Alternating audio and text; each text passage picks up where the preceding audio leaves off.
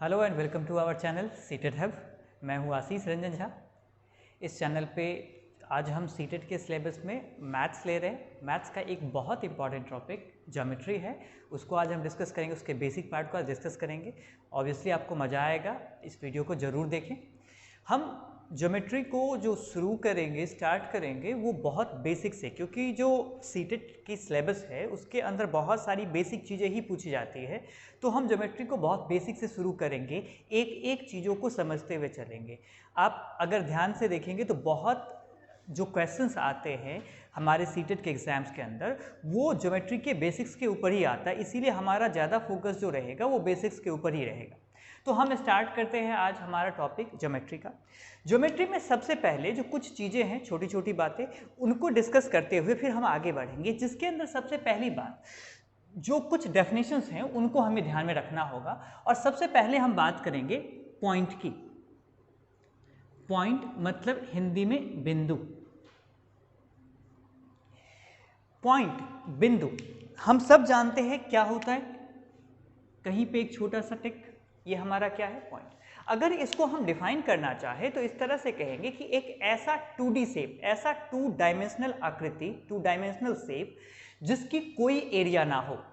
एक ऐसा शेप, एक ऐसा 2D शेप जिसका कोई एरिया ना, जिसकी कोई क्षेत्रफल ना हो, वो हमारा क्या होता है, पॉइंट होता है, बिंदु होता है। तो बहुत सिंपल है पॉइंट को समझना। बिंदु यानी पॉइंट एक ऐसी 2D, 2 डायमेंशनल, एक ऐसी 2D आकृति जिसकी कोई एरिया ना हो, जिसकी कोई क्षेत्रफल ना, वही क्या है, बिंदु। अब हम बात करेंगे दूसरे शेप की, वो है लाइन। लाइन मतलब रेखा। क्या है कि एक जब असंख्य बिंदु, जब इनफाइनाइट नंबर ऑफ पॉइंट्स एक ही डायरेक्शन में मिलते हैं, जब इनफाइनाइट नंबर ऑफ पॉइंट्स एक ही डायरेक्शन में मिलते हैं तो क्या बनाते हैं, वो लाइन बनाते हैं, वो रेखा बनाते हैं। तो कुछ रेखा ऐसे बन गई जिसके ऊपर इनफाइनाइट नंबर ऑफ पॉइंट हम कह सकते हैं, जिसके ऊपर इनफाइनाइट नंबर ऑफ पॉइंट्स। अब एक चीज हमें दिख रहा है यहां से कि ये कहां से शुरू हो रही है ये भी हमें पता नहीं, और ये कहां खत्म हो रही है ये भी हमें पता नहीं।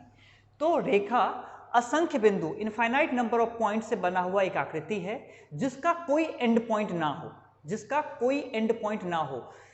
The line which have no end point, कहां से शुरू होता है वो भी हमें पता नहीं, कहां खत्म होता है वो भी हमें पता नहीं। तो वो क्या होगा, लाइन होगी, मतलब रेखा होगी। और इसके अंदर हम जानते हैं ये सेट है इनफाइनाइट नंबर ऑफ पॉइंट्स के, ये सेट है असंख्य बिंदुओं का। तो इस बात को हमें ध्यान में रखना है।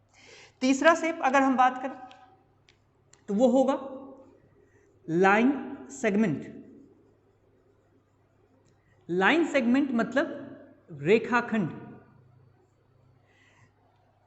हमें इंग्लिश में भले ही समझ ना भी आए इसके वर्ड से, लाइन सेगमेंट से, लेकिन अगर हम रेखा खंड, रेखा मतलब लाइन हम जानते जो कि ये है, खंड मतलब टुकड़ा। क्या है कि जब हम किसी लाइन में से एक छोटा सा टुकड़ा काट लेंगे तो ये जो हमारा बना, अगर इसका कुछ नाम दे दे ए बी, तो ये जो टुकड़ा ए बी है ये हमारा क्या कहेगा, ये हमारा लाइन सेगमेंट कहलाएगा। तो आपने क्या देखा कि एक रेखा का टुकड़ा, एक लाइन का छोटा सा टुकड़ा ही क्या कहलाता है, लाइन सेगमेंट कहलाती है। इसके अंदर जो बातें हैं वो ये बात ध्यान में रखनी है कि लाइन सेगमेंट का स्टार्टिंग पॉइंट भी होता है और साथ साथ एंड पॉइंट भी होता है, हमें ध्यान में रखना है। हमें पता है इस सेगमेंट ये ए से शुरू होती है, खत्म कहाँ पे होती है, बी पे। तो लाइन सेगमेंट में दोनों ही पॉइंट, दोनों ही एंड पॉइंट हमें पता होते हैं, जबकि लाइन में हमें कोई एंड पॉइंट पता नहीं होता। ये इन दोनों के बीच का डिफरेंस है, इस बात को हम ध्यान में रखेंगे। अब हम लाइन के टाइप्स की बात करें तो लाइन के टाइप्स में एक लाइन होगा पैरेलल लाइन। शायद हम जानते ही होंगे आप सब कि जब दो लाइनें जिनके बीच का डिस्टेंस हमेशा बराबर हो और ये आपस में कभी ना मिले तो वो क्या कहलाएगा, पैरेलल लाइन, जिसे हिंदी में हम समांतर रेखा कहते हैं।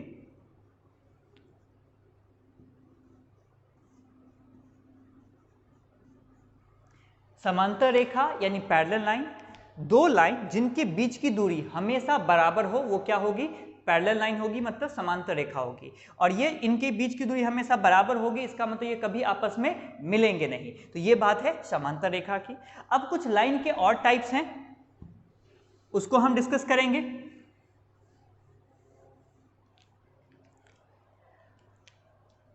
आगे कॉनकरेंट लाइन,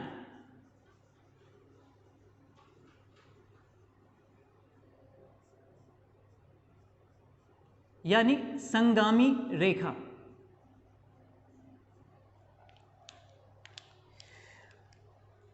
जब एक ही बिंदु से असंख्य लाइनें गुजरे, जब एक ही बिंदु से बहुत सारी रेखाएं गुजरती है तो वो सभी रेखाएं आपस में कॉन्करेंट होंगी, संगामी रेखाएं कहलाती है। जब एक ही बिंदु से बहुत सारी रेखाएं गुजरती हैं वो क्या होंगी, संगामी रेखा होंगी, कॉन्करेंट लाइन होंगी। आगे हम बात करें तो वो होगा इंटरसेक्टिंग लाइन, प्रतिच्छेदी रेखाएं।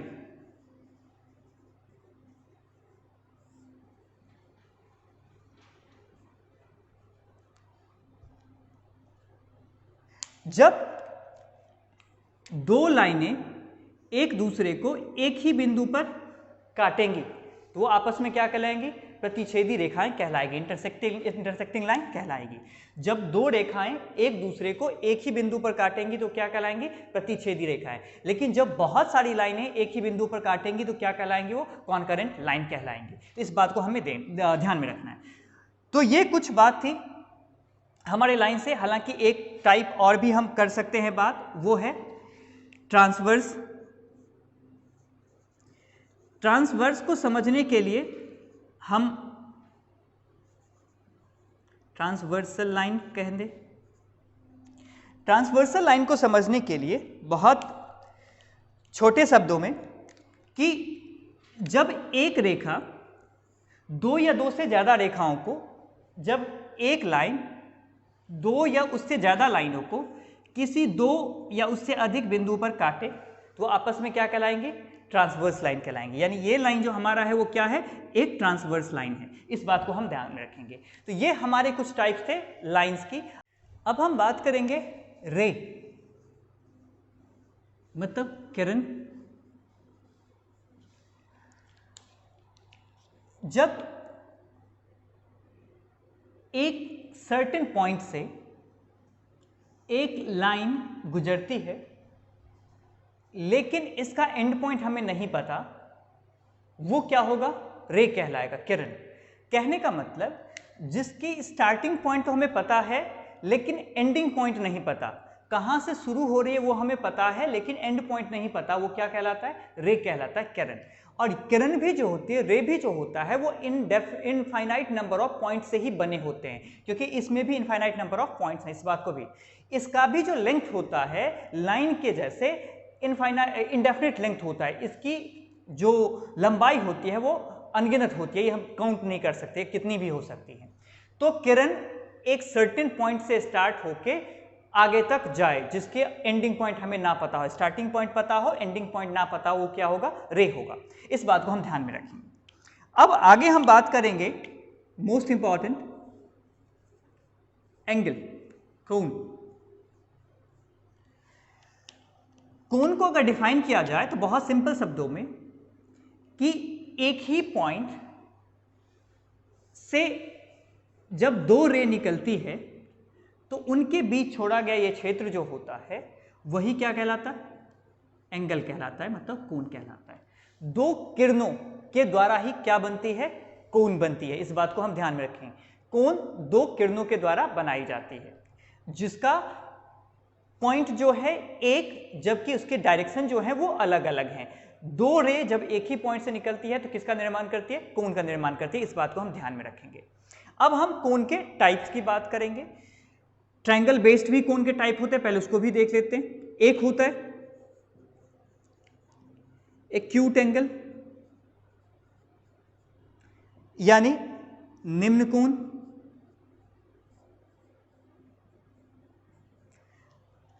हम सब जानते हैं कि जब कोई एंगल थीटा 90 डिग्री से छोटा हो, यानी 90 डिग्री जो हो वो थीटा से बड़ा हो, तो वो क्या बनाएगा?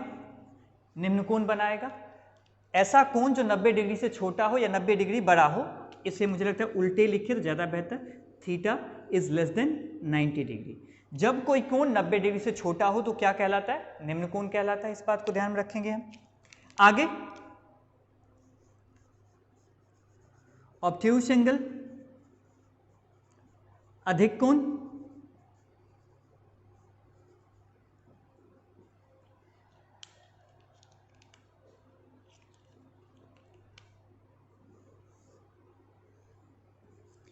जब कोई कोण थीटा 90 डिग्री से बड़ा हो, जब कोई कोण 90 डिग्री से बड़ा हो तो क्या कहलाएगा? अधिक कोण। The angle greater than 90 degree is obtuse angle. इस बात को भी ध्यान में रखेंगे। इसका तीसरा टाइप राइट एंगल, मतलब समकोण।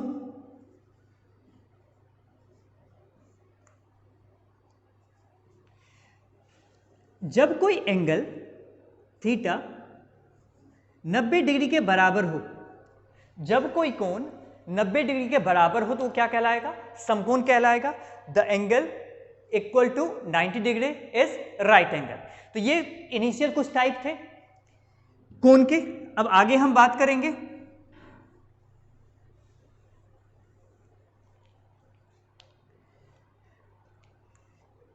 एक पॉइंट से एक लाइन जब गुजार दे तो ये एक पॉइंट जो है ये हाफ एंगल इधर ऊपर की ओर बनाता है, इसे हम स्ट्रेट एंगल कहते हैं।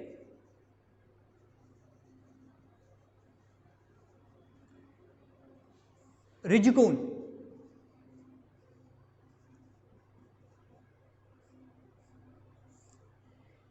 एक रेखा का कोई एक बिंदु जो ऊपर की ओर कोण बनाती है, यह क्या कहलाएगा? स्ट्रेट एंगल यानी ऋजुकोण।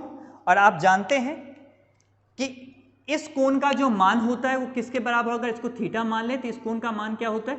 180 डिग्री, 180 डिग्री। ठीक है, angle equal to 180 degree is called the straight angle. इस बात को भी ध्यान में रखेंगे। इसके साथ अगर कोई पॉइंट है ये चारों ओर एंगल बना रहा है और इसे हम कहते हैं कंप्लीट एंगल,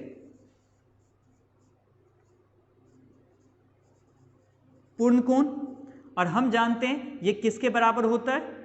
360 डिग्री के बराबर। ये सब हम जानते हैं, इस बात को भी ध्यान में रखेंगे। 180 डिग्री जो बराबर वो हमारा स्ट्रेट एंगल मतलब ऋजुकोण, जो 360 के बराबर वो हमारा क्या होगा? कंप्लीट एंगल यानी पूर्ण कोण। एक और है कि एक ऐसा एंगल जो 180 से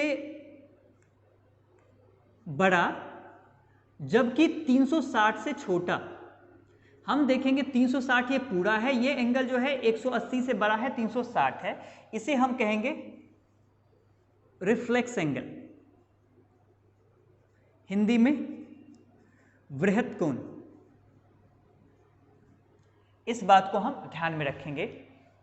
तीन चीजें देखिए, जो एंगल 180 डिग्री के बराबर हो वो स्ट्रेट एंगल मतलब ऋजुकोण, जो 360 के बराबर हो वो कंप्लीट एंगल मतलब पूर्ण कोण, जो 360 से छोटा लेकिन 180 से बड़ा हो वो हमारा रिफ्लेक्स एंगल मतलब वृहत कोण। और कोई एंगल 360 से बड़ा हो नहीं सकता क्योंकि पॉइंट ही जो होती है वो मैक्सिमम एंगल क्रिएट कर सकती है, और ये कितना कर सकता है? 360 कर सकता है। तो ये तीन और टाइप।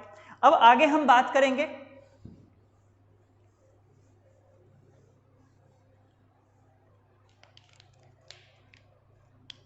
Complementary angle.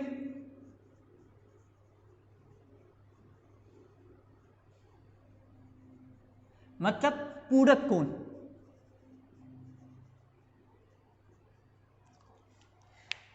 इससे सवाल अधिक आते हैं, ज्यादा क्वेश्चन पूछे जाते हैं। समझने को बहुत आसान शब्दों में अगर हमें डेफिनेशन लिखना हो, the sum of two angles if equal to 90 degree then they will be complementary to each other. अगर दो कोणों का योग 90 डिग्री है तो वो आपस में क्या कहलाएंगी? पूरक कहलाएंगे। इस बात को ध्यान रखना है। दो एंगल मान लीजिए कोई एक है, एक हम ऐसे कोई कोण अल्फा मान लेंगे, एक ऐसे कोई कोण बीटा मान लेंगे। अगर इन दोनों को मिला के angle alpha plus angle beta अगर ये 90 डिग्री होगा, इसका मतलब ये आपस में क्या होंगी, कॉम्प्लीमेंट्री होंगी, पूरक होंगी। ध्यान में रखना, अगर डेफिनेशन की बात किया जाए, the sum of the two angles equal to 90 degree, then both the angles will be complementary to each other। अगर दो कोणों का योग 90 डिग्री है तो वो एक दूसरे का पूरक होंगे। इस बात को ध्यान में रखना है। इसके ऊपर हम आगे जाके सवाल भी करेंगे, क्वेश्चंस भी करेंगे, किस तरह के क्वेश्चन पूछे जाते हैं। इसी तरह इसी का जो भाई है वो है सप्लीमेंट्री एंगल।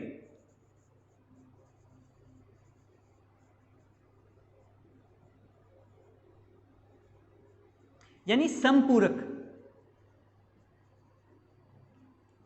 सप्लीमेंट्री एंगल मतलब समपूरक। जैसे इनमें दो कोणों का योग 90 डिग्री होता था, वैसे ही इसमें दो कोणों का योग जो होगा वो 180 डिग्री के बीच होना चाहिए।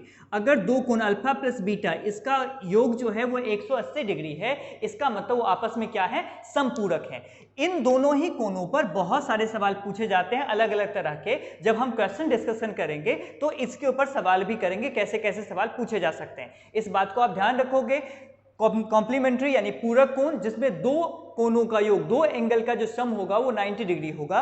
इसी तरह सप्लीमेंट्री एंगल मतलब समपूरक कोण, जिसमें दो कोणों का योग कितना होना चाहिए, 180 डिग्री होना चाहिए। तो ये कुछ बातें थी कोण में। अब कुछ टाइप और हैं एंगल्स के, उसको भी हम डिस्कस करेंगे।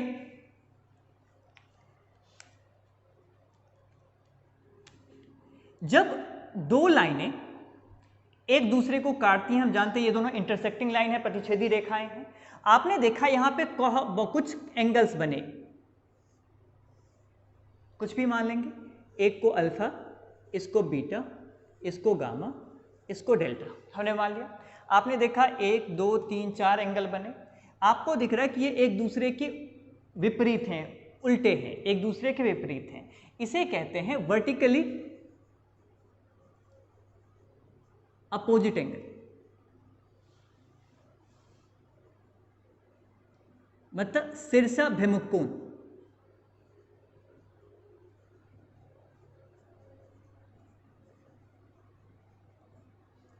एक दूसरे का जो उल्टा कोण है वो क्या है, शीर्षाभिमुख कोण, वर्टिकली अपोजिट एंगल्स।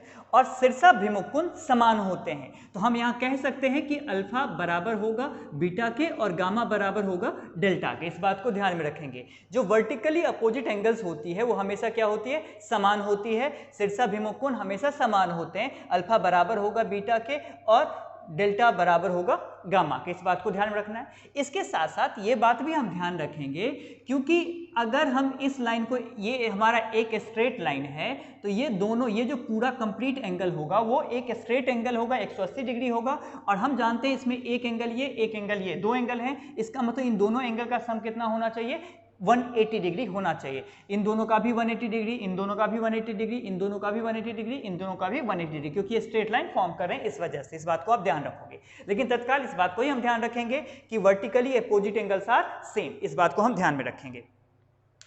अब हम अगले टाइप की बात करें, वो है एडजेसेंट एंगल।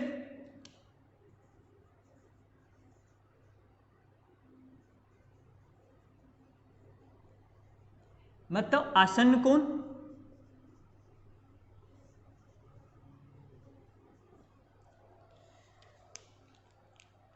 आसन्न कोण, अगर एडजेसेंट एंगल की बात किया जाए तो बहुत सिंपल शब्दों में समझिए कि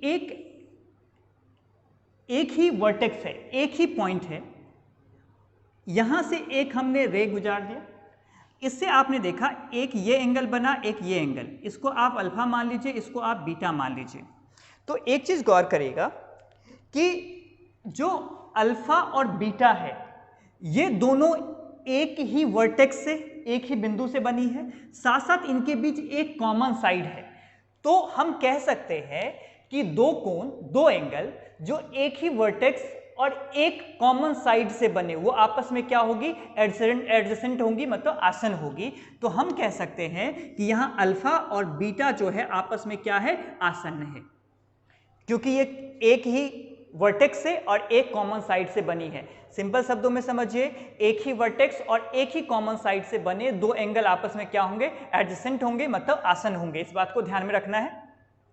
यहां पे एक चीज ये भी हो जाता है कि कभी एक स्ट्रेट एंगल है, इसमें एक वर्टेक्स ये है, यहां से हमने एक साइड खींच लिया तो हमने देखा ये भी एंगल बना, ये भी एंगल बना, हमने देखा सिंगल वर्टेक्स और सिंगल लाइन, तो ये दोनों भी आपस में क्या होंगे, एडजेसेंट एंगल ही होंगे। लेकिन क्योंकि ये एक ही स्ट्रेट लाइन पे बना है इसीलिए इसे लीनियर पेयर कहा जाता है। इसे हम लीनियर पेयर, हालांकि ये भी एडजेसेंट एंगल का ही एक रूप है, एक फॉर्म है, लेकिन इसे कहा जाता है लीनियर पेयर, मतलब रेखीय जोड़ा।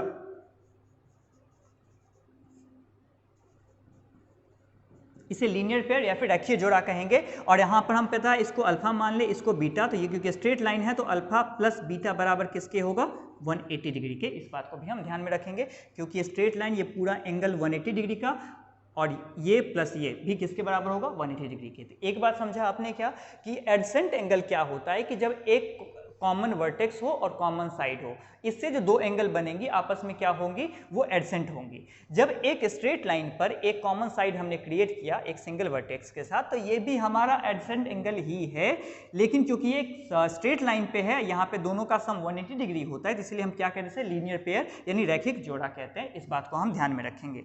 अब कुछ और टाइप्स हैं एंगल्स के।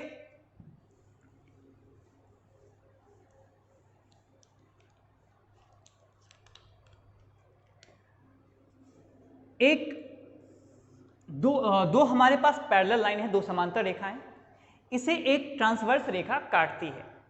अब हम देखते हैं कि यहां पे बहुत सारे एंगल्स बनते हैं।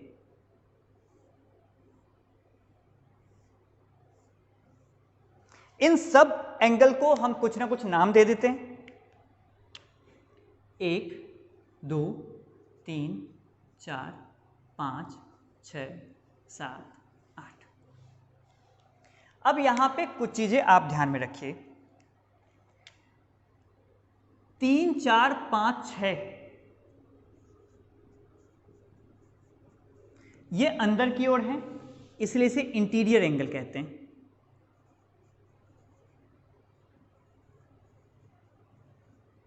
अंतःकोण 1 2 7 8 बाहर की ओर है, इसलिए इसे एक्सटीरियर एंगल कहते हैं। बाह्यकोण, उसके बाद 2 5 1 6 3 7 4 8 एक जैसे लग रहे हैं, 1 2 सॉरी 1 6 माफ करना, 1 6 2 5 3 7 4 8 एक ही रूप में दिखते हैं और ये कहलाते हैं कॉरस्पॉन्डिंग एंगल।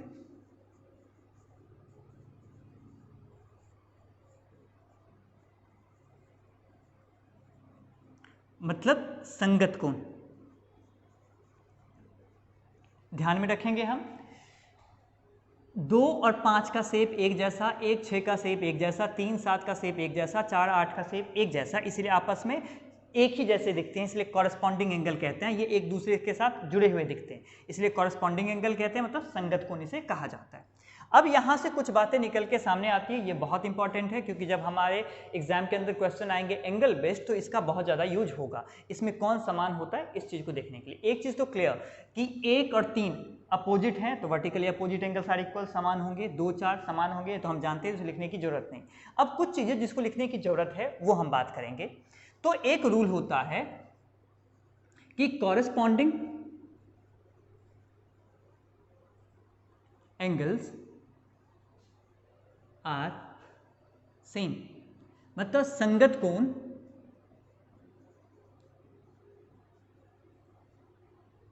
समान होते हैं। तो हम अगर संगत कोण समान होते हैं कहने का मतलब 1 जो होगा वो बराबर होगा 6 के, 2 जो बराबर होगा वो 5 के, 3 बराबर होगा 7 के, 4 बराबर होगा 8 के। या एक चीज देखें तो जहां पे z बनती है तो वो भी क्या होते हैं, बराबर होते हैं। ये चीजें हम कहेंगे। अब हम बात करेंगे कि जो इंटीरियर और एक्सटीरियर एंगल भी जो होते हैं वो बराबर होते हैं, लेकिन इसके अंदर क्या होता है, उल्टा, ऑल्टरनेट। तो एक दूसरा रूल हम बात करें तो दूसरा रूल है alternate interior angle are same, मतलब अंतः एकांतर कोण समान। यहां कहने का मतलब यह है कि आप देखो एकांतर कोण क्या है, अंतः कोण कौन सा है, 3, 4, 5, 6, यही हमारा अंतः कोण है। उसमें क्या है, ऑल्टरनेट, एक दूसरे के विपरीत, यानी 3 के विपरीत 6 है, 4 के विपरीत क्या है, 5 है। इसीलिए 3 जो बराबर होगा वो 6 के, और जबकि 4 जो होगा वो बराबर होगा 5 के। इस बात को हमें ध्यान रखेंगे। Rule number 1, corresponding angles are same, तो 3, 7 बराबर, 4, 8 बराबर, 2, 5 बराबर, 1, 6 बराबर। दूसरा रूल, ऑल्टरनेट इंटीरियर एंगल जो है वो समान है, यानी अंतः एकांतर कोण समान होते हैं। अंतः कोण थे 3, 4, 5, 6, उसमें उल्टा ऑल्टरनेट, तो 3 6 के बराबर होगा, 4 किसके बराबर होगा, 5। इसी तरह जो अगला रूल है वो है alternate exterior angle are same, बाह्य एकांतर कोण समान।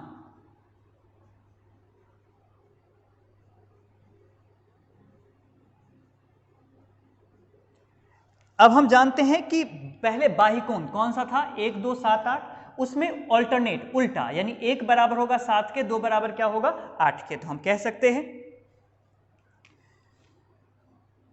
1 = 7 एंड 2 = 8। तो ये सारे रूल जो है इसके ऊपर बहुत अच्छी तरह से ध्यान में रखने हैं कि कौन सा एंगल बराबर होता है। इसका यूज जो है वो आगे आने वाले क्वेश्चनों में होंगे, तो इस बात को हम ध्यान में रखेंगे कि इसका यूज कैसे कैसे, कब बराबर होता है, कब बराबर नहीं होता।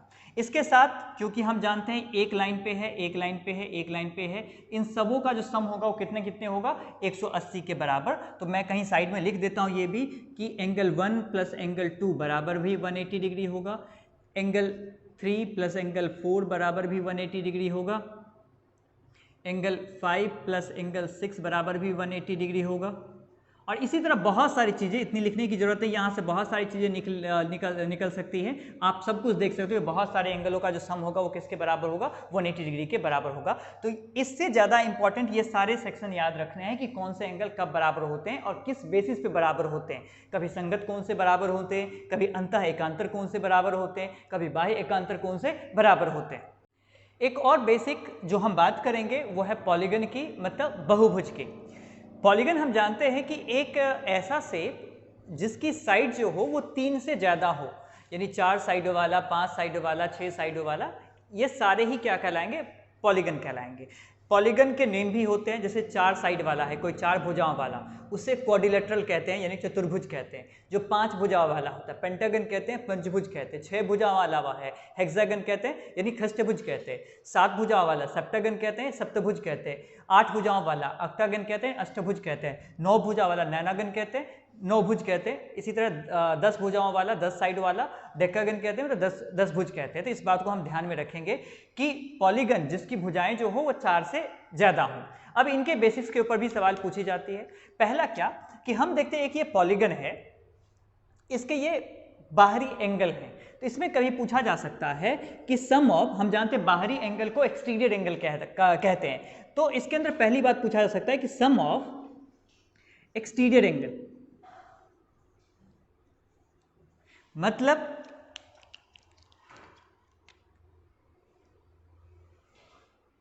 बाह्य कोनों का योग। तो एक बात ध्यान रखिए कि जितना भी पॉलीगन होता है, जितने भी पॉलीगन हो, जितने भी बहुभुज हों, सभी के बाह्य कोणों का योग, यानी इन सब को जोड़ देंगे तो बाह्य कोणों का योग जो होगा वो किसके बराबर होगा? 360 डिग्री। कहने का मतलब यहां पे आप सभी कोणों को जोड़ दिए, θ1 plus θ2 plus θ3 plus θ4 plus θ5 plus θ6 plus θ7 plus θ8, ये सब जुड़ के किसके बराबर होंगे? 360 डिग्री। इस बात को ध्यान, ये सभी अगर 12 कोण होते तो 12 कोणों को जोड़ने के बाद भी कितना आता? 360 ही आता। इस बात को हम ध्यान रखेंगे। दूसरा सवाल इसके ऊपर पूछा जा सकता है, ईच एक्सटीरियर एंगल,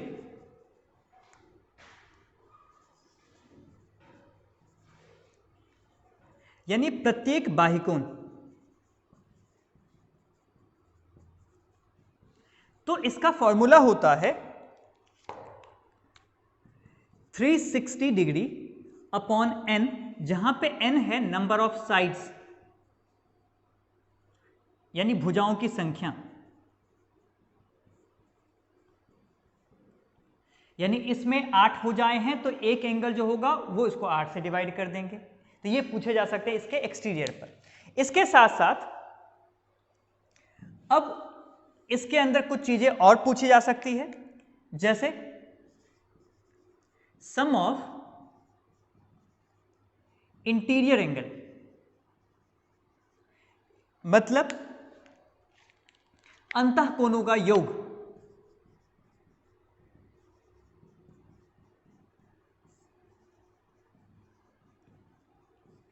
वो बराबर होता है,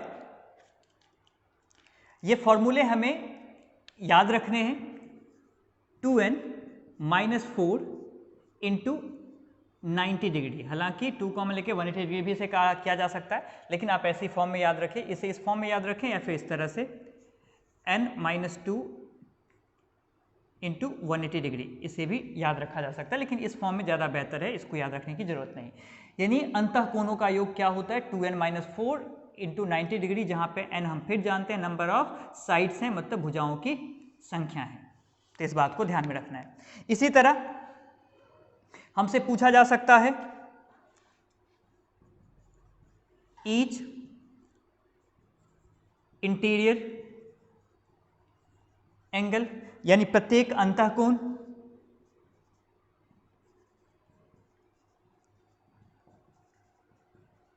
तो उसका बहुत सिंपल सा फॉर्मूला हम जानते हैं, इससे पहले भी हमने देखा है कि जो योग है 2n माइनस 4 इंटू 90 डिग्री, इसको भुजाओं की संख्या से डिवाइड किया जाए, n से डिवाइड किया जाए, n यहाँ पे क्या है? भुजाओं की संख्या, तो हमारा आंसर आ जाएगा। एक और इंपॉर्टेंट चीज इसके अंदर पूछी जाने लगी है इन दिनों, पिछले सालों के सीटेट के एग्जाम में ही आए हैं, कि नंबर ऑफ डायगोनल्स, विकर्णों की संख्या, तो इसको भी हमें ध्यान में रखना है। इसके फॉर्मूले को जानते हैं कि विकर्णों की संख्या बहुत सारी होती है, इसको ऐसे मिलाएं, इसको ऐसे मिलाएं, इसको ऐसे मिलाएं, बहुत सारे विकर्ण हो सकते हैं, बहुत सारे डायगोनल्स हो सकते हैं। तो नंबर ऑफ डायगोनल्स का फॉर्मूला होता है n into n minus 3 upon 2, जहां पे n जो है नंबर ऑफ साइड्स ही है, भुजाओं की संख्या ही है, भुजाओं की संख्या। तो ये कुछ बातें पॉलीगन के ऊपर है। अगर आपको ये वीडियो पसंद आया तो इसे लाइक करें, शेयर करें और सब्सक्राइब करें। जितनी आज हमने बेसिक्स पढ़ी है, इसके ऊपर जो क्वेश्चंस होंगे, जिसके अंदर हम प्रीवियस ईयर के क्वेश्चंस भी लेंगे, अगले वीडियो में इसको डिस्कस करेंगे। और आप हमारे चैनल को सब्सक्राइब करिए और इसी तरह के वीडियो देखने के लिए हमारे साथ जुड़े रहिए।